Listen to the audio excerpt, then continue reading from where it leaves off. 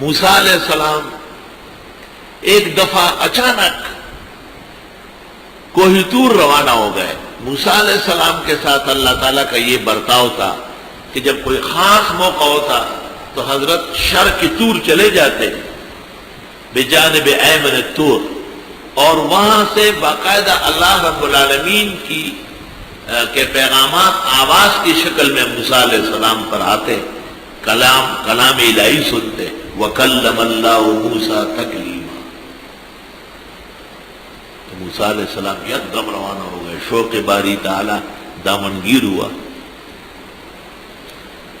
جب وہاں پہنچے اور اللہ تعالیٰ کی طرف سے کلام کا نزول ہو رہا تھا تو اس سے پہلے بمقتضائے بشریت خیال آیا کہ یارا راستے سے آ گیا، گھر چلے ہی جاتا، کچھ آٹے کا انتظام کر لیتا، گھر والوں کے لیے کھانے کا چند دن تو لگتے ہیں. اللہ بزرگ و برتر جو علیم بذات صدور ہے اس کو تو پتا ہے. جیسے موسیٰ علیہ السلام سے کلام شروع ہوا، کہا اے موسیٰ یہ سامنے چٹان ہے، اس کو لاٹھی سے توڑو.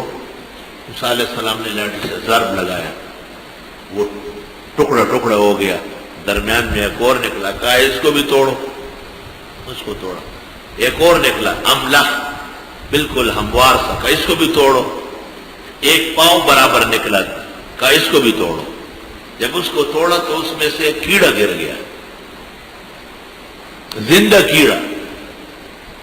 اور موسیٰ علیہ السلام کو اللہ تعالیٰ نے کہا کہ اے موسیٰ یہ چھوٹی سی مخلوق آپ سے کوئی بات کرنا چاہتی ہے، آپ ذرا کان قریب کریں. موسیٰ علیہ السلام نے کان قریب کیا. اب وہ چھوٹی سی کیڑی وہ جو پتھر سے نکلی ہے وہ پڑ رہی ہے سبحان من یرانی ویعرف مکانی ویرزقنی ولا ینسانی. پاکی ہے اس اللہ کے لیے جو مجھے دیکھ رہا ہے اور میری یہ جگہ اس کو معلوم ہے، مجھے وقت پر روزی پہنچاتا ہے. روح المعانی میں ہے کہ وہ جو کیڑا تھا چھوٹا سا تو فیہ نبت طری، اس کے منہ میں ہرا پتا ہے، وعلیہ تلن، اور اس کے اوپر شبنم کا قطرہ. یہ کھانا اور یہ پینا دونوں ہے، یہ کھاؤ اور یہ پیو جب پیاس لگے.